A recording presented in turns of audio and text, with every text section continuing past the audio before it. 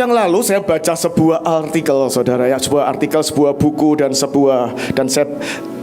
saya menemukan sesuatu. Mungkin Bapak Ibu tahu istilah ini, alter ego. Alter ego adalah sebuah karakter, sebuah identitas, kedua, bahkan ketiga, keempat, kelima yang diciptakan, yang dibuat, yang dibentuk dengan sadar, saudara ya, oleh seseorang untuk memudahkan, untuk menyiasati, untuk beradaptasi, untuk survive dengan kondisi tertentu. Dan inilah saudara, contohnya kayak begini ya. Ada Superman, kita tahu hampir semua superhero itu punya hidup yang lain, punya kepribadian yang lain. Ada Superman dan dia jadi satu jurnalis bernama, sehari-harinya jurnalis bernama Clark Kent, saudara ya. Dan modelnya culun-culun begitu ya, modelnya clumsy gitu, tapi dia pinter, saudara ya, dan necis banget seperti itulah ya. Dan tapi di sisi hidup yang lain, kalau dia buka bajunya langsung bisa terbang, matanya bisa nembus tembok, dan powerful banget. Cuma begitu kena kriptonit, lemes langsung ya. Tiap orang punya kriptonitnya, saudara. Dan ada Spider-Man yang cuman mahasiswa, pinter, jenius, dan shy guy gitu ya, tapi kemudian di sisi hidup yang lain, ketika setelah dia digigit laba-laba, dia bisa berayun-ayun di kota gedung tinggi pencakar langit, luar biasa, saudara. Tiba-tiba powerful banget, saudara. Dan itu kira-kira gitu, alter ego tuh begitu, supaya tidak ketahuan, supaya bisa tetap berada di masyarakat. Dia punya sisi yang lain, dia punya kehidupan yang lain. Nah, saya membaca, mungkin Bapak Ibu pernah kenal penyanyi ini, pasti kenal lah ya, saking terkenalnya lah ya. Saya bahkan tidak pernah dengerin lagunya, tapi saya tahu ada penyanyi namanya Beyonce. Ya, saya nggak pernah tahu lagunya, saya nggak pernah dengerin YouTube-nya, tapi saya tahu ada penyanyi namanya Beyonce, saudara ya. Saya berusaha ambil gambar yang sesopan mungkin, saudara ya. Nah, Beyonce itu adalah, ketika saya baca sebuah artikel, Beyonce itu, bacanya bener nggak sih? Beyonce ya. Beyonce itu dulunya adalah choir gereja, singer gereja.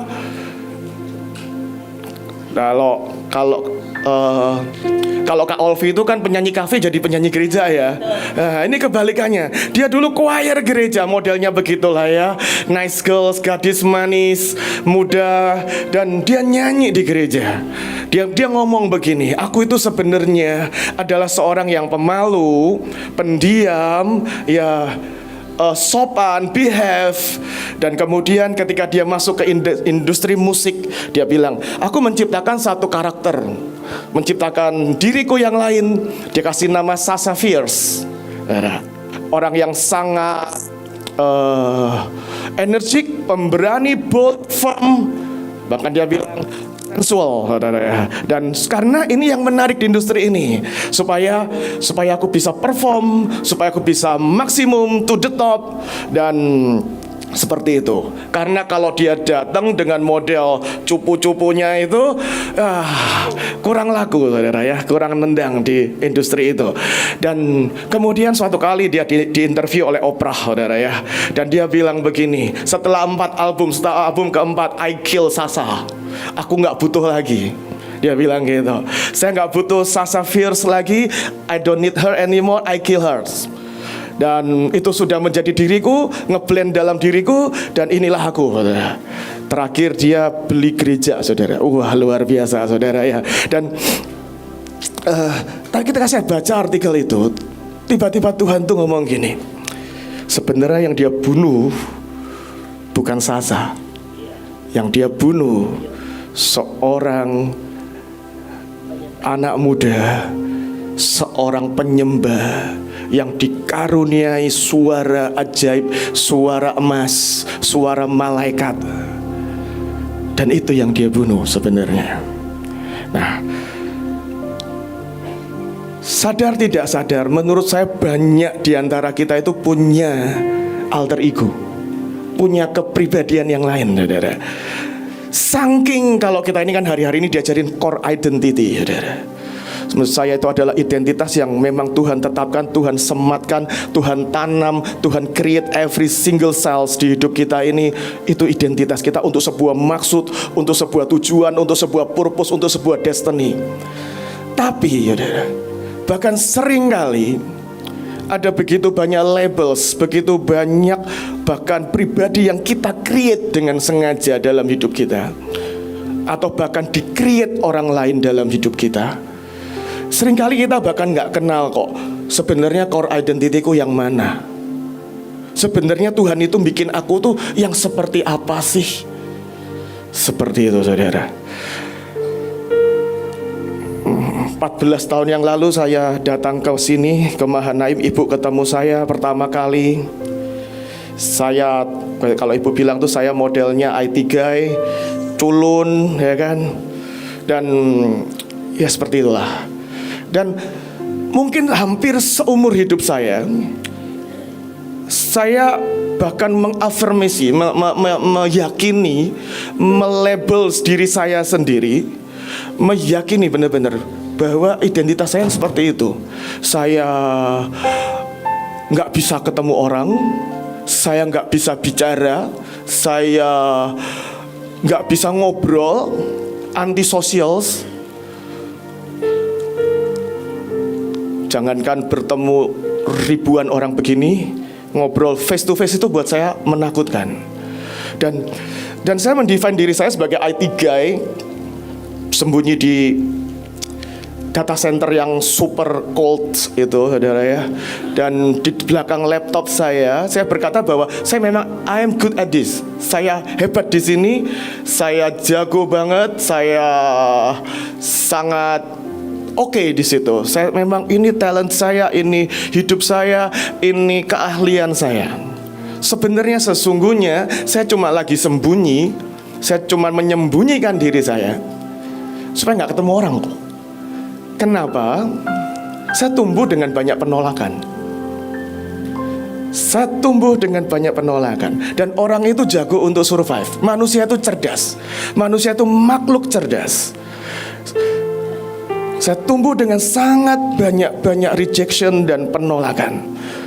Dan Anda tahu, cara survival saya adalah saya menciptakan satu orang yang cerdas, jago di belakang laptop. Satu orang yang sangat ahli di data center. Satu orang yang sangat ahli, saya pernah ngedesain jaringan network sendirian, dua pabrik yang sangat besar sendirian.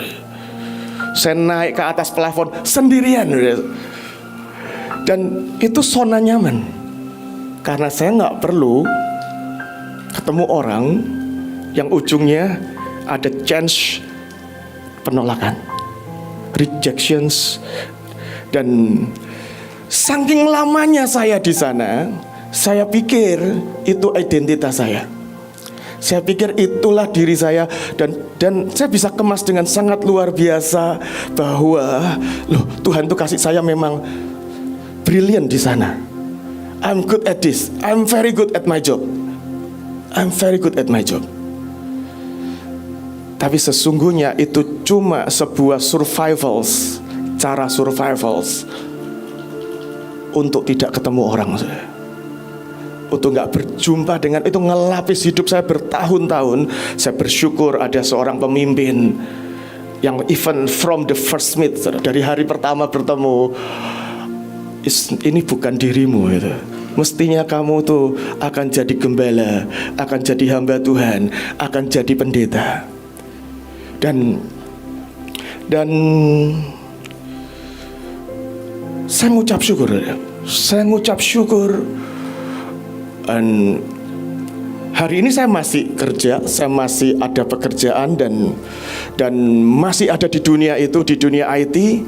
Tapi sesungguhnya kalau saya mundur ke belakang 3-4 tahun ke belakang, saya hampir jarang sekali mojok sendirian, buka laptop, hands on sendiri, nggak pernah saudara.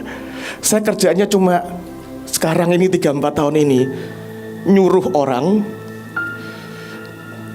ngebaikin anak buah, ngebaikin tim lain, supaya bisa lebih soft dengan tim kita, ngelobi klien, meyakinkan dengan solusi yang kita mau kasih, solusi yang dibuat anak buah saya.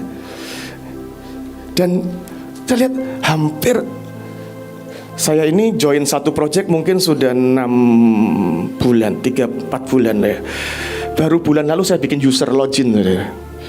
Kalau yang orang IT mungkin ngerti, artinya apa? Nggak pernah login into the system. Dan kerjaan saya sehari-hari cuma nyuruh orang dan melobi klien, melobi bos. Ada 4 bos yang luar biasa yang harus dilayani dan dilobi. Dan luar biasa kerjanya sekarang IT guy, tapi kok nggak so IT, really IT gitu ya. Dan lebih banyak ketemu orang. Saya bersyukur bahwa ternyata ada satu pribadi yang ternyata sudah saya bunuh. Dan I'm very bold dan bahwa saya sangat firm berdiri. Saya seorang gembala, saya seorang penyembah, saya orang yang akan membawa banyak orang mengajar dan menyuarakan kasih setia Tuhan, saudara. Amin, saudara. Nah, tapi banyak orang yang saya mau sampaikan ini, saudara, kayak Beyonce, salah bunuh, saudara. Itu aja yang mau saya sampaikan hari ini. Salah bunuh. Kita mau lihat satu orang, saudara ya, satu-satu. Saul. Alkitab tuh nyatet gini, Saul itu Saul itu gagah loh. Dia lebih tinggi dari semua orang Israel. Tentang mentalnya, yes, dia memang merasa sangat kecil. Hari itu kalau kita baca ceritanya, itu baru kejadian suku Benyamin itu habis dibantai ya saudara. Jadi size-nya sangat kecil. Makanya dia berkata, aku ini dari kaum yang paling kecil. Dan rasanya ketika kejadian di Gibea itu ya, jadi itu benar-benar tinggal sedikit. Dan dia berkata, aku ini dari kaum yang sangat kecil, aku nggak bisa apa-apa, aku nggak bisa banyak. Tapi yang luar biasa, Saul ya, satu kali ada firman ayatnya ngomong begini, Tuhan itu bisa berkuasa atas dirinya. Anda tahu, selemah apapun kita, sejelek apapun kita, salah satu label yang lain yang saya bertahun-tahun percaya itu adalah diri saya dan identitas saya adalah saya ini mediocre. Anda tahu kalau Anda masuk sebuah kelas, sebuah ruangan, sebuah populasi, maka Anda akan bisa melihat ada 2 jenis orang yang akan langsung jadi pusat perhatian, menonjol banget, langsung every eyes akan melihatnya. Yang pertama adalah orang-orang yang top banget, ganteng banget, cantik banget, pinter banget, jago banget. Tapi yang kedua adalah orang yang brengsek banget, nakal banget, bodoh banget, jelek banget, saudara. Maka mereka itu akan menonjol dan sin kelihatan. Nah sebenarnya dari populasi di kelas 50 orang, kalau Anda flashback mundur, Anda SD, SMP, coba Anda ingat deh. Maka Anda akan cuma ingat yang paling nakal di kelas, yang paling jago di kelas, atau sahabat baikmu lah ya. Selain dari itu, kamu akan sangat susah mengingatnya. Kenapa? Karena they just mediocre. Nah, saya mendefine diri saya mediocre. I'm just a common guy. Karena saya nyaman untuk unseen, supaya nggak perlu mengalami sekali lagi apa? Rejection. Supaya nggak perlu mengalami penolakan, nggak kelihatan, nggak perlu itu bahkan oleh guru akan otomatis. Guru kalau misalnya kasih soal di depan, saya nggak tahu lah guru-guru sekarang mungkin lebih bisa berat lah, lebih luas pandangannya, cakupannya. Tapi umumnya akan langsung tunjuk yang paling pinter atau yang paling bodoh gitu. Kecuali sekolah Mahanaim lah, everyone is precious. Amin. Nah, dan saya sangat nikmatin ada di mediocre. Saya nggak jelek sehingga nggak ada orang bisa menghina saya. Saya nggak perlu menonjol, nggak perlu, ya, saya nggak perlu kelihatan sehingga kalau sampai tiba-tiba make a flaws, make a mistake, dan itu jadi chaos, saudara. Dan tapi Tuhan itu nggak pernah menciptakan mediocre.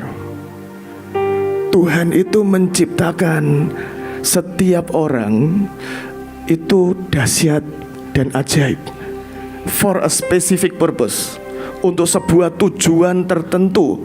Mungkin di kelas Anda mediocre karena Anda memang bukan diciptakan untuk studi dan untuk sekolah, tapi Anda diciptakan buat yang lain.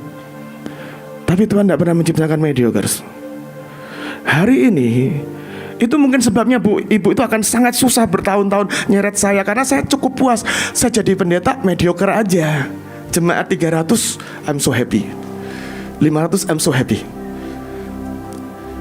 Tapi hari ini itu harus dipotong, dibunuh, ngambil pedang dan dibunuh, saudara.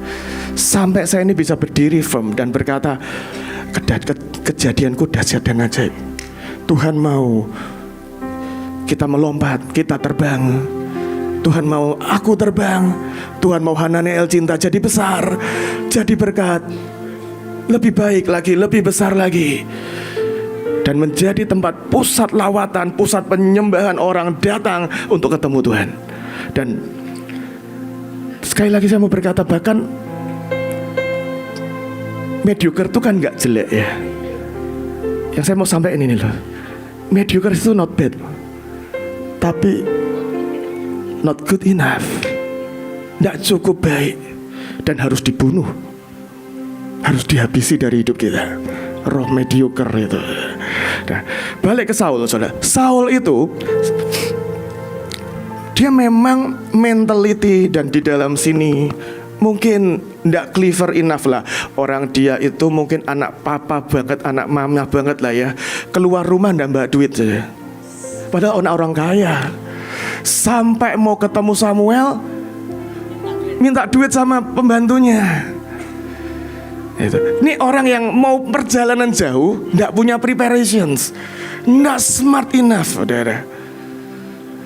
Gagah sih, tapi ganteng dan gagah. Tapi saya mengamati hati saya terpaku pada satu ayat. Ketika satu ayat berkata gini, Tuhan bisa berkuasa atas hidupnya. Karena banyak orang yang lebih pintar dari Saul, mentalitinya lebih strong, lebih kuat dari Saul, nggak bisa mengizinkan, nggak punya meekness di hati ini, kelembutan di hati ini, yang bisa mengizinkan Tuhan berkuasa atas hidupnya, atas hatinya.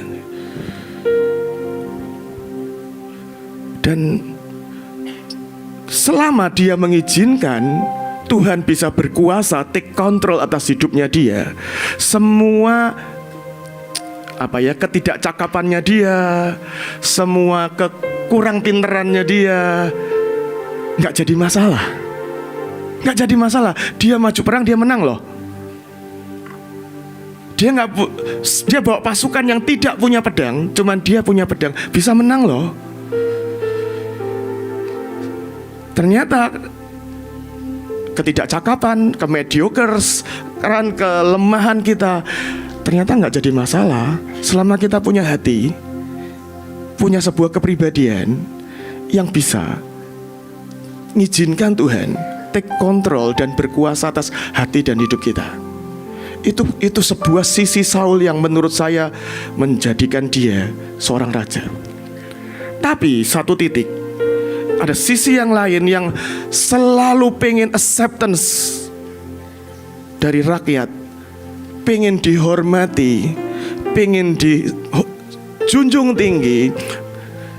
Yang sisi yang lain yang haus akan acceptance, haus akan penerimaan, haus akan dukungan rakyat. Dan itu menenggelamkan dia. Itu menenggelamkan dia. Puncaknya adalah ketika dia nggak sabar nunggu Samuel dan dia membakar duluan korban. Dan Samuel marah, dia pegangi jubahnya, robek. Dan mistiknya adalah menurut saya hari dia membunuh Saul yang hatinya ini cukup lembut buat Tuhan pegangi dan berkuasa atas hidupnya adalah ketika dia berkata gini, aku berdosa, tapi hormati aku di depan semua orang. Menurut saya itu dia bunuh. Dan ayat berikutnya, pasal berikutnya, kitab lanjutannya gak jauh dari itu. Bukan Tuhan yang berkuasa atas hidupnya, maka roh jahat, iblis berkuasa atas hidupnya. Akan ada momen-momen di mana Anda itu memang harus ngambil satu keputusan. Anda dan saya harus ngambil sebuah keputusan, ngambil pedang, dan siapa yang mau Anda potong dan bunuh dari hidupmu. Berikutnya saudara, ada satu raja lain namanya Uzia. Uzia ini keren loh saudara. Jadi raja umur 16 tahun, memerintah 52 tahun, lebih lama dari Daud, saudara. Lebih lama dari Daud, langgeng. Alkitab bilang gini, dia punya bapak yang jahat, Amazia, tapi dia nggak nurun itu. Dia bilang gini, Alkitabnya tuh gini, dia diangkat jadi raja di usia 16 dan dia hidup benar, melakukan yang berkenan sama Tuhan selama dia mendengarkan, menghormati, mentaati seorang imam yang namanya Sakaria. Dan selama itu dia membuat prestasi luar biasa. Dari pasukannya tidak ada jadi 300.000 lebih. Dari tidak punya senjata jadi punya banyak senjata. Dia punya katapult. Katapult itu meriam roket yang bisa ngelempar batu. Itu mungkin teknologi perang yang mutakhir di zaman itulah. Alkitab ngomong dia bisa bikin katapult, dia bisa bikin pelontar batu, mesin-mesin perang yang gede-gede yang luar biasa. Masalahnya ada satu sisi, dia nikmati tahta, saudara. Pak Agung pernah ngomong kursi itu berbahaya.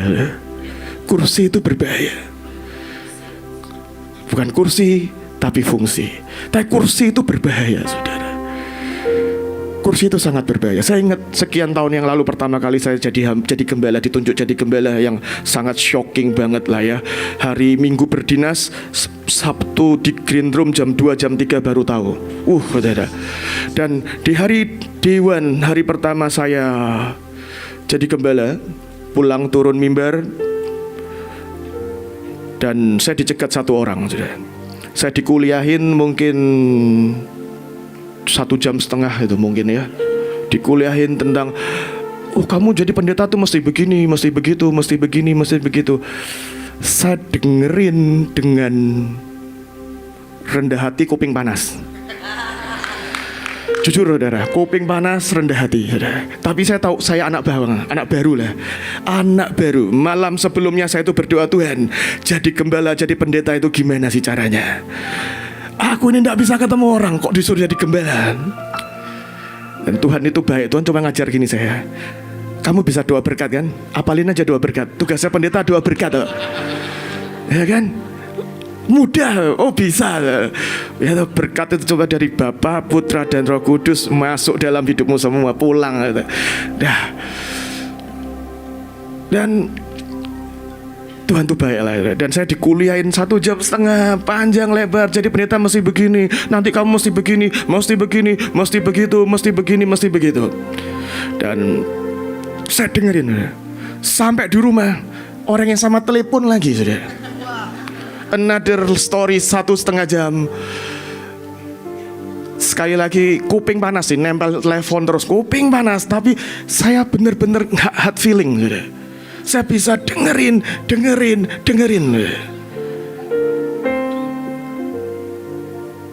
Tapi setelah sekian tahun, saudara, sekian tahun, berapa tahun ya?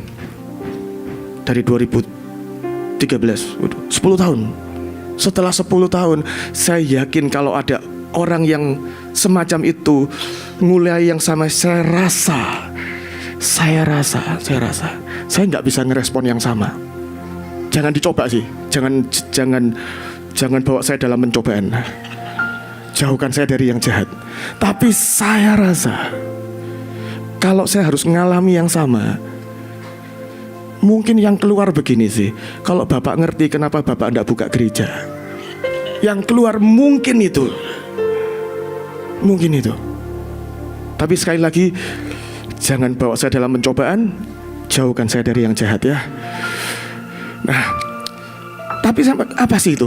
Kursi itu kursi panas. Kursi itu merubah orang. Dan usia ini begitu duduk di kursi itu 52 tahun dan sangat sukses, sangat luar biasa, sangat ajaib. Ada sisi yang muncul di hidupnya. Sisi yang sombong, sisi yang tinggi hati, sisi yang berkata semua ini karena aku. Dan hari itu dia bawa ukupannya. Ada imam lain menegur dia, dan dia gak bisa terima teguran. Problemnya adalah sebelumnya dia bisa mendengar. Ada satu sisi pribadinya dia yang anak 16 tahun yang tahu, aku ini kalau tidak diajari, kalau aku tidak dididik, kalau aku tidak diarahkan, aku gak bisa mencintai didikan. Tapi sisi yang lain, aku tahu sekarang, aku sudah tahu, aku sudah bisa, aku sudah ngerti. Dan dia bawa ukupannya. Imam itu ngejar dia, kamu tidak boleh. Begitu dia ngeresponnya marah, saudara. Saya suka banget dengan klip tadi, saudara ya. Perjalanan ini durasinya dikatakan bergantung respon. Ya, kita akan flightnya bukan flight biasa. Ya, time-nya, waktunya, durationnya nggak bergantung pada mesin jetnya, bergantung respon hati. Dan hari itu usia ngerespon dengan sangat totally salah menurut saya. Hari itu dia bunuh. Dia bunuh satu sosok yang punya telinga bisa dengar-dengaran. Kalau sebelumnya dia bisa dengerin imam, hari itu dia memilih, aku gak perlu dengar imam, aku bisa sendiri, aku tahu yang kulakukan. Dan dia kusta, dia diasingkan, selesai, saudara. Raja berikutnya ada Daud, saudara. Kita tahulah Daud, saudara.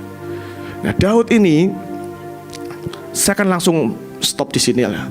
Daud itu ketika Nathan negur dia, bedanya dengan usia simpel. Dia cuma bilang gini, bedanya dengan Saul begini sih, aku berdosa, titik. Kalau Saul, aku berdosa, tapi dia kan, kita sering ngelakuin mistakes yang sama. Kita ngakuin dosa kita yang sudah ditegur kok, sudah dihardik, sudah ketahuan, sudah dibuka, ya kan? Maka kita akan ngakui dosa kita. Tapi dia mulai duluan. Tapi ini, tapi itu, tapi ini, tapi itu. Tapi saya memperhatikan Daud itu simple. Aku berdosa, titik. Dan Nathan berkata, kamu gak akan mati, tapi kamu akan hidup. Daud itu punya skandal, saudara. Daud itu mengambil istri orang, membunuh suaminya. Dia berusaha tutupi, dia berusaha simpen baik-baik. Sampai Tuhan yang menyingkapkan.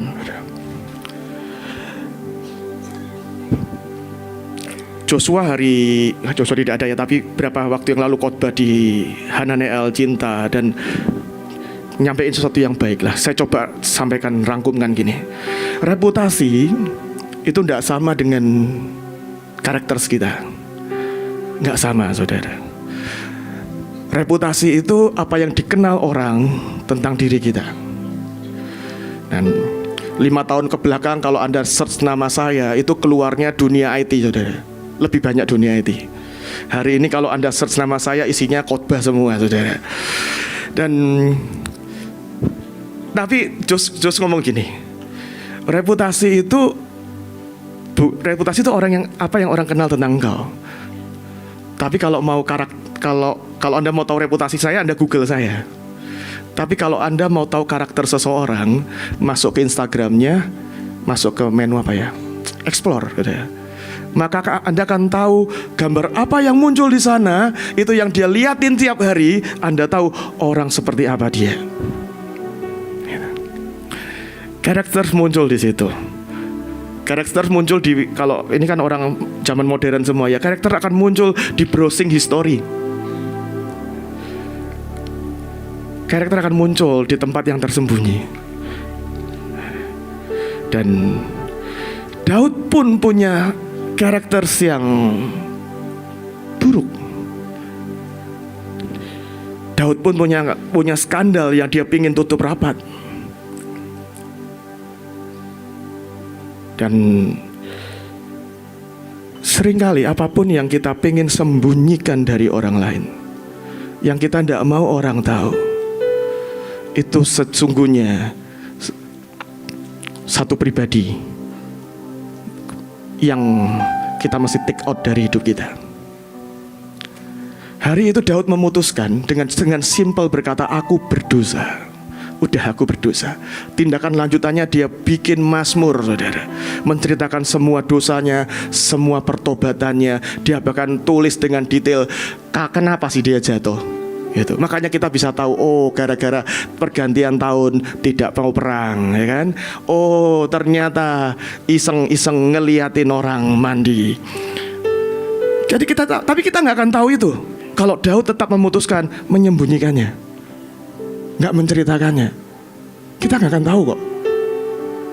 Anda tahu, hari itu dia memutuskan, aku tidak mau punya alter ego yang scandalous, yang pembunuh, yang mengingini milik orang lain. Aku harus bunuh ini, aku harus potong ini dari hidupku. Dan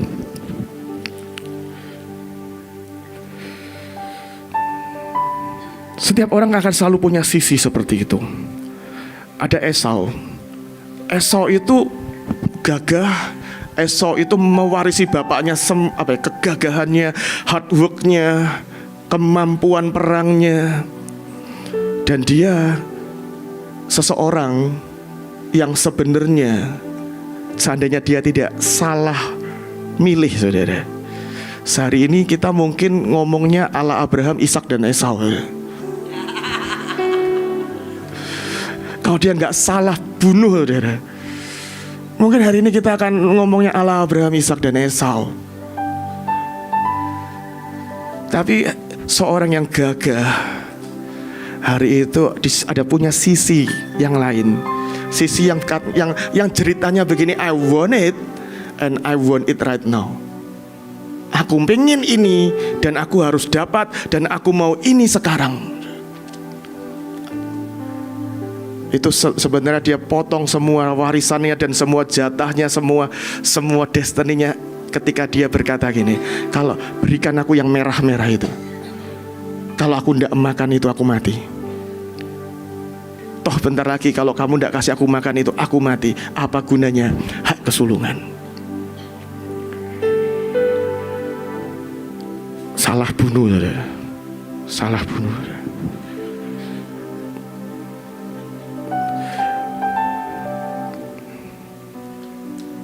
Ada satu orang yang jarang diperhatikan, namanya Mikal, saudara. Mikal itu istri pertamanya Daud. Sebagai istri pertama tuh harusnya punya privilege besar ya, istri pertama kok. Dan Alkitab nyatat gini, Hari itu sebenarnya incerannya Daud si Merab, tapi sama Saul sengaja dibikin ngamuk, Merabnya dikasih orang. Tapi Alkitab ngomong begini, Mikal jatuh cinta pada Daud. Ketika saya pelajarin tentang ini, Tuhan tuh ngajarin saya gini, dia gak cuma sekedar jatuh cinta, tapi Mikal itu bisa ngelihat sesuatu yang ilahi, something yang greater di dalam dirinya Daud, dan dia berkata, aku mau dia. I want her, I want him. Aku mau dia. Dan dia tunjukkan ketika hari itu Saul mau bunuh Daud, dia tolongin Daud untuk kabur. Kamu harus kabur, kalau enggak kamu mati, nanti destinimu tidak jadi. Dia turunkan di jendela dan Daud selamat. Makanya ketika Daud jadi raja, dia pulang, dia nggak lupa. Ketika Abner datang mau berdamai, Daud tuh minta satu, balikin Mikal. Tapi ada sisi Mikal yang bisa ngelihat, Daud ini seseorang. Aku anak raja, tapi ini orang yang akan become a king. Aku harus sama dia. Ada sisi itu yang bisa ngelihat. Tapi ada Mikal yang, kalau Pak Agung tuh saya pernah khotbah ngajarin gini, ngomong begini, Mikal itu terlalu cinta sama Daud. Terlalu cinta, jadi cintanya posesif. Sehingga sebenarnya hari itu dia cuma nggak bisa lihat Daud nari-nari dengan banyak hamba perempuan. Gak bisa. Sebenarnya yang muncul tuh cuman cinta yang posesif loh, pengen memiliki. I want him. Ini barang bagus, ini king, ini luar biasa. I want him and I want him for me alone. Tapi ngomongnya kepleset, gitu.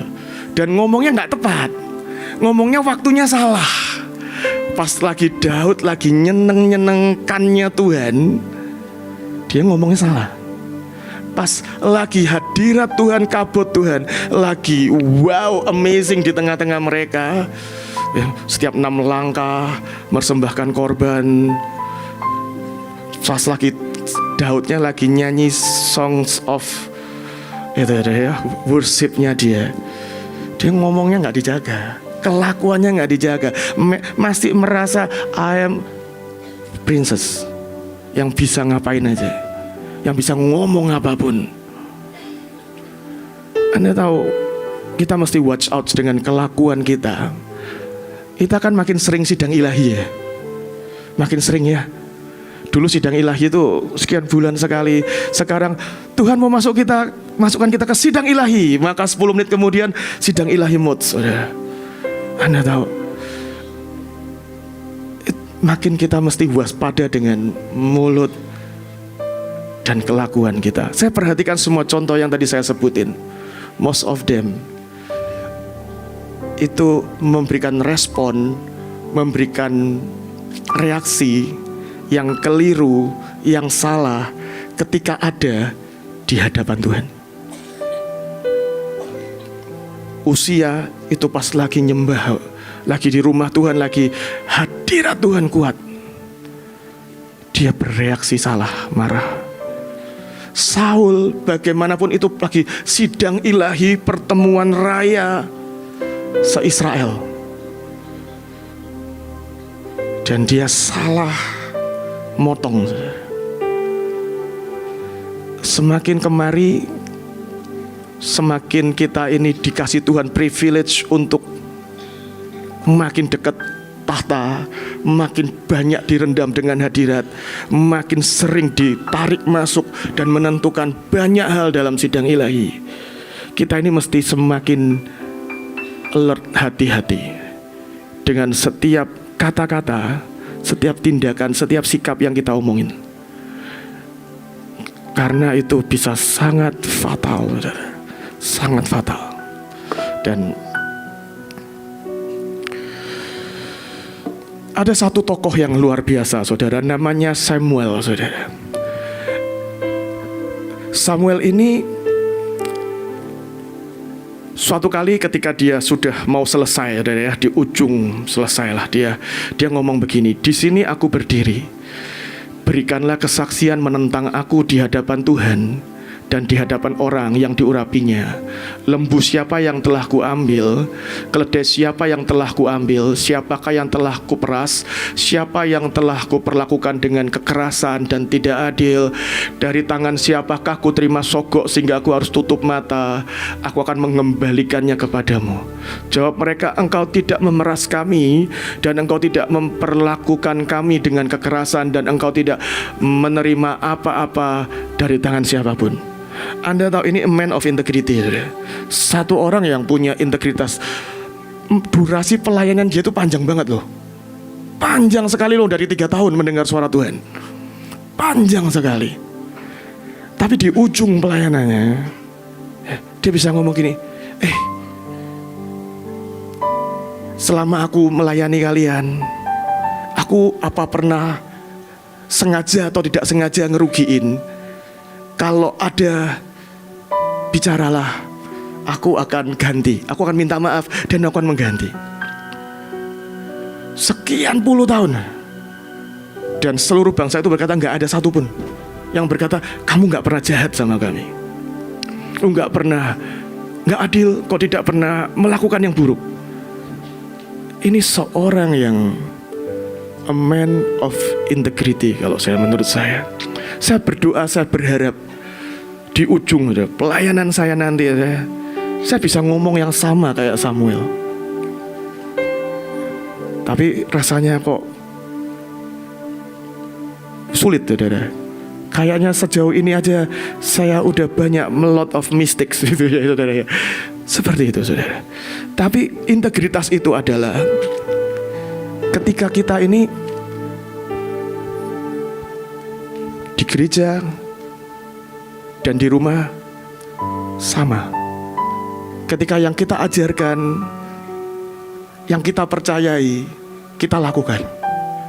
Suatu hari saya pernah iseng di jalan nyetir sama Jedi. Saya merasa saya jadi bapak yang baik. I think, saudara. Saya merasa saya ini bapak yang baik, saudara. Tapi hari itu saya dengan bold, dengan firm saya nanya, "Jedi, kamu tuh pernah mengalami apa yang paling menyakiti hatimu?" Saya berpikir dia mungkin ada gurunya atau temennya atau mentor penari lah atau apalah. "Apa? Siapa yang pernah paling menyakitimu dalam usiamu 12 tahun? Anda tahu dia jawab gini, "Ada 2 hal yang sangat menyakiti hatiku. Dua-duanya papa."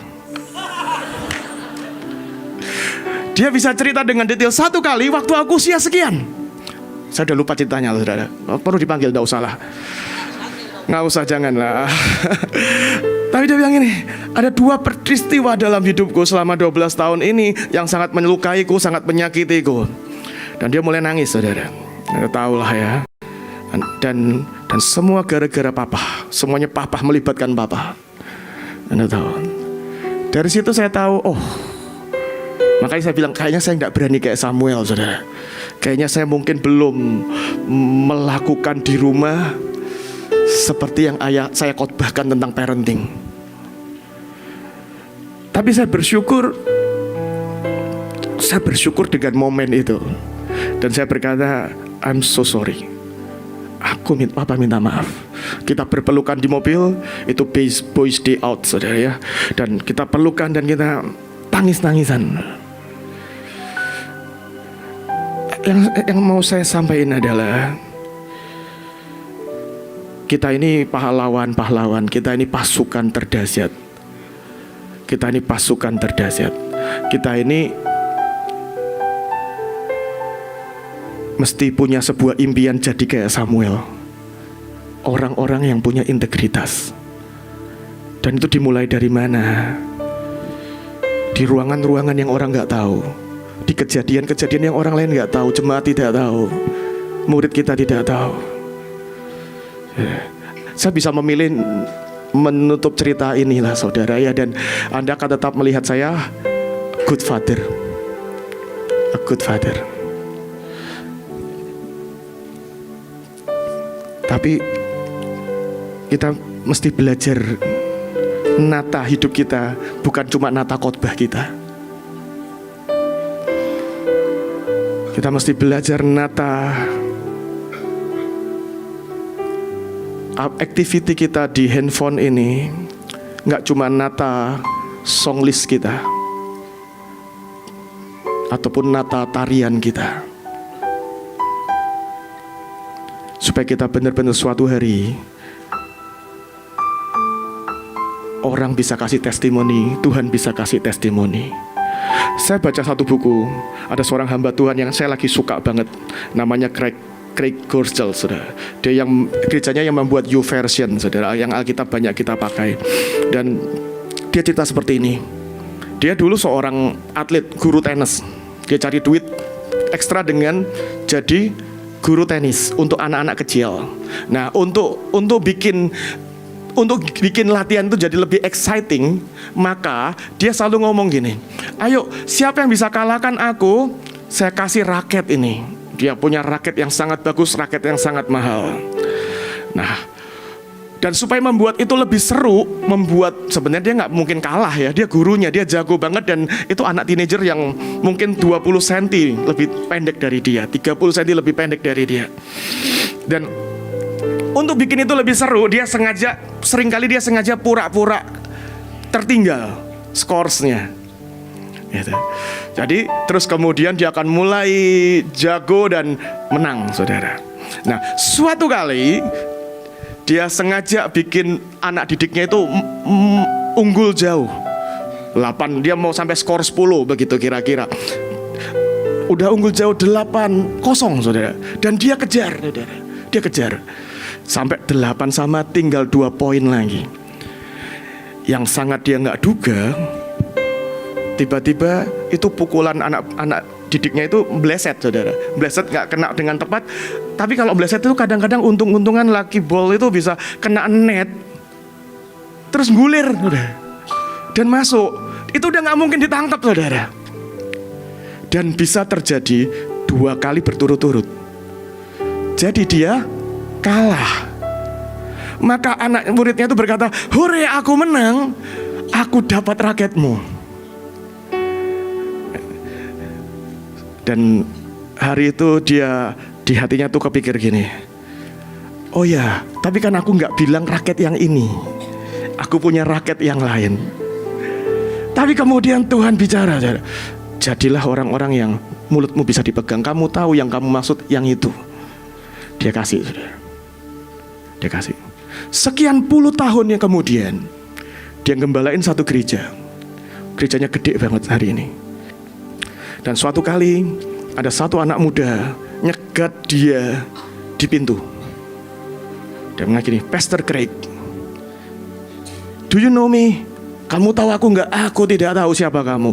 Kamu ingat enggak? Sekian puluh tahun yang lalu di lapangan pernah ada cerita seperti ini. Kamu nantangin kita, siapapun yang bisa mengalahkanmu akan dapat rakyatmu. Oh, kamu anak itu ya yang dapat rakyatku? Bukan, dia bilang gitu. Tapi aku temannya. Aku ada di sana, aku lihat kejadian itu. Kang, kamu tahu nggak, semua orang hari itu, semua anak hari itu matanya tertuju padamu, menunggu apakah kamu melakukan yang sudah kamu katakan. Dan kemudian dia ngomong gini, aku itu bukan orang Kristen. Aku datang hari ini karena sesuatu yang lain lah gitu. Tapi ketika aku lihat kamu di sana, cuman satu yang ada di hatiku, ini orang kata-katanya bisa dipegang. Jadi aku menyimpulkan semua firman-Mu hari ini bisa dipegang. Tuntun aku terima Tuhan hari ini. Anda tahu, integritas itu mahal, saudara. Integritas itu mahal. Integritas itu mahal dan precious. Saya sungguh berdoa. Saya akan tutup dengan satu yang terakhir, saudara. Bukan alter ego, tapi biar kita jadikan itu altar ego. Altar ego. Seringkali persembahan terbaik yang kita bisa taruh di hadapan Tuhan bukan duit kita. Seringkali persembahan terbaik yang kita bisa taruh di altar adalah kalau kita ambil pedang dan motong sesuatu yang di hidup kita dan kita taruh. Kita ini kan baru Rosh Hashanah ya, the years of open door. Saya mau baca satu ayat terakhir, saudara. Saya mau baca satu ayat terakhir.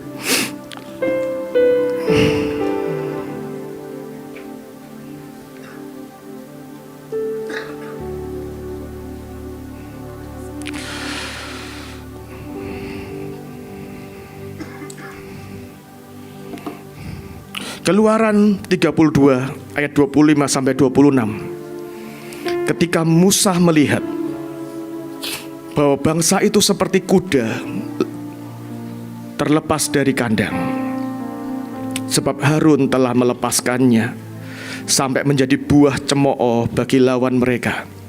Maka berdirilah Musa, perhatikan, di pintu gerbang perkemahan serta berkata, siapa yang memihak pada Tuhan, datanglah kepadaku.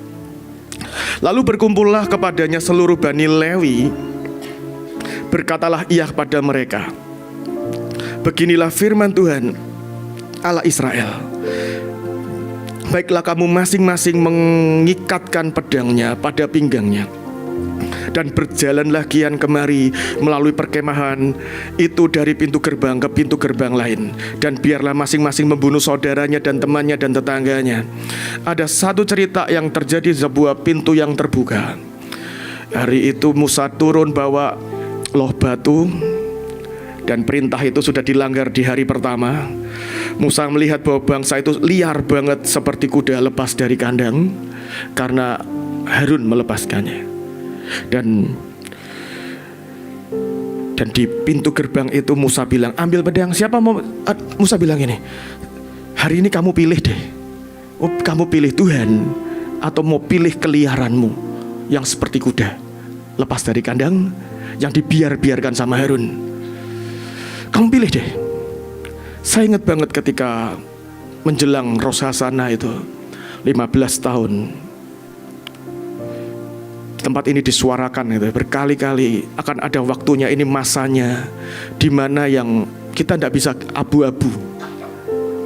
Kita harus pilih hitam atau putih, terang atau gelap, Tuhan apa kudus atau najis,